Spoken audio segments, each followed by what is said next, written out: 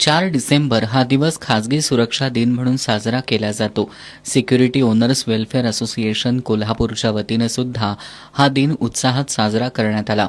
कोल्हापूर जिल्हा परिषद कर्मचारी सोसायटीच्या सभागृहामध्ये या निमित्तानं विशेष कार्यक्रमाचं आयोजन करण्यात आलं होतं. सिक्युरिटी ओनर्स वेलफेअर असोसिएशन कोल्हापूरचे अध्यक्ष भगवान चव्हाण या कार्यक्रमाच्या अध्यक्षस्थानी होते. या कार्यक्रमात कोल्हापूर, पुणे, सातारा आणि सांगली जिल्ह्यातील खासगी सुरक्षा एजन्सीचे मालक सहभागी झाले होते.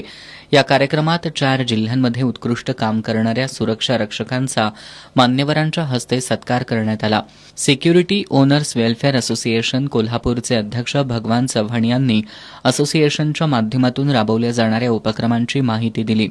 यावेळी उपाध्यक्ष समीर देसाई, सचिव राहुल वडिंगेकर, संभाजी बनके, संचालक संदीप भागवत, अविनाश बनगे, निलिमा कारखेले, मधुकर वाघमोडे, उत्तम चोपडे, राजाराम वाळके, आबासाहेब जगताप यांच्यासह कोल्हापूर, पुणे, सातारा, सांगली जिल्ह्यातील खासगी सुरक्षा एजन्सीचे मालक आणि सुरक्षा रक्षक उपस्थित होते.